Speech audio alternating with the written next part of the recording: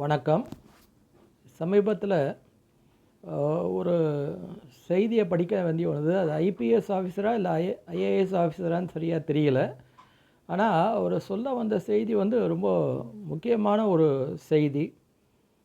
அதாவது அவர் பதவியில் இருக்கும்பொழுது அவரை தேடி ஒரு பண்டிகை வந்ததுன்னா, ஒரு தீபாவளியோ இல்லை ஒரு பொங்கல் அந்த மாதிரி ஏதான ஒரு ஃபெஸ்டிவல் வந்தால் அவரை பார்க்க வருபவர்கள் ரொம்ப பெரிய பெரிய கிஃப்ட்டை வாங்கிட்டு கொடுக்கறது.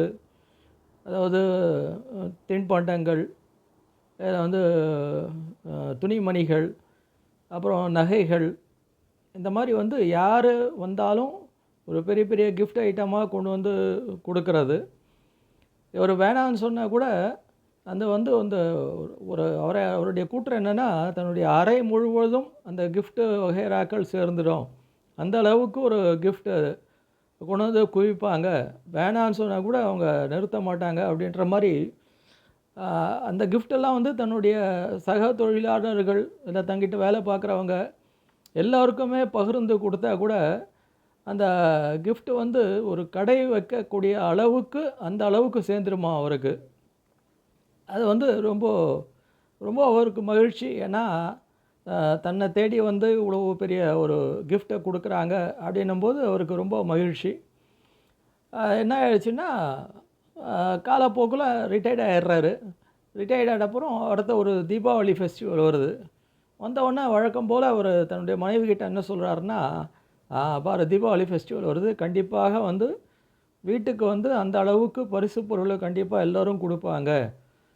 என் மேலே அவ்வளோ ஒரு விசுவாசம் வச்சுருக்கக்கூடிய மனிதர்கள் அப்படின்ற மாதிரி தன் மனைவிக்கிட்ட சொல்கிறார். ஆனால் அந்த தீபாவளி பண்டிகையும் வருது.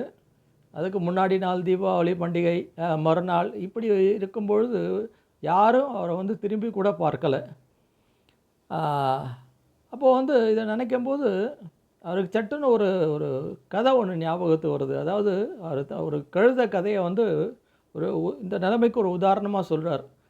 அதாவது அந்த ஒரு ஒரு வண்ணான் என்ன பண்ணுறாருன்னா, கழுதையை ஒரு நாள் வாடகைக்கு கூட்டிகிட்டு போகும்போது அந்த கழுதை மேலே சில சாமி விக்கிரகங்களெல்லாம் ஏற்ற வேண்டிய ஒரு பொறுப்பு அவருக்கு வந்தது. அந்த சாமி விக்கிரகங்கள்லாம் ஏற்றிக்கிட்டு அந்த கழுதையை போகும்போது அந்த ஊரில் இருக்கிற மக்கள் எல்லோருமே அதுக்கு ஆரத்தி எடுத்து குங்குமம் போட்டு வச்சு அது காலில் விழுந்து வணங்கி ரொம்ப அந்த கழுதைக்கு ரொம்ப மகிழ்ச்சி. அதாவது நம்மளை எல்லாமே விழுந்து வணங்குறாங்க, நம்மளுக்கு இன்னும் மரியாதை கொடுக்குறாங்க அப்படின்ற மாதிரி கர்வப்பட்டு நினச்சிக்கிட்டே போச்சு.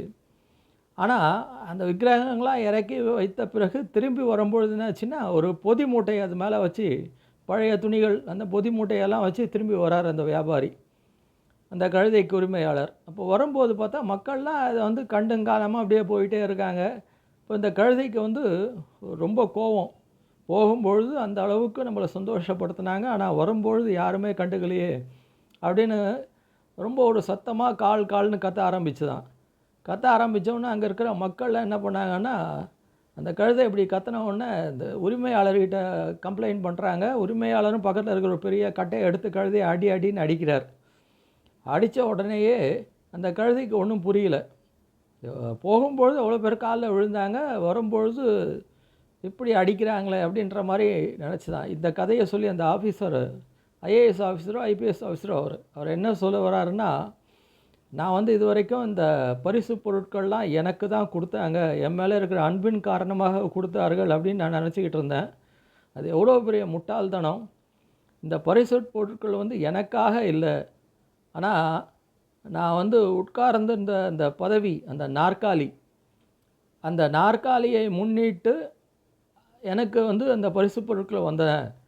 அப்போ நாற்காலிக்கு கொடுத்த மரியாதை எனக்காக நான் நினச்சது ரொம்ப தப்பாக போச்சு.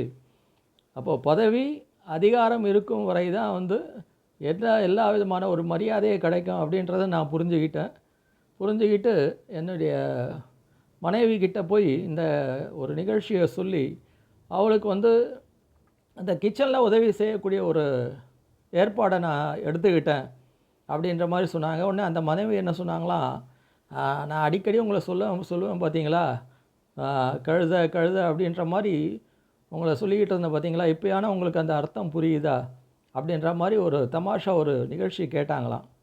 அப்போது நம்ம வந்து கிடைக்கக்கூடிய மரியாதையெல்லாம் நமக்கு தான் நினச்சிக்கிட்டு இருக்கிறது எவ்வளோ பெரிய ஒரு முட்டாள்தனம் அப்படின்ற ஒரு நிகழ்ச்சியை வந்து இது மூலமாக நம்ம புரிஞ்சுக்கிட்டோம்.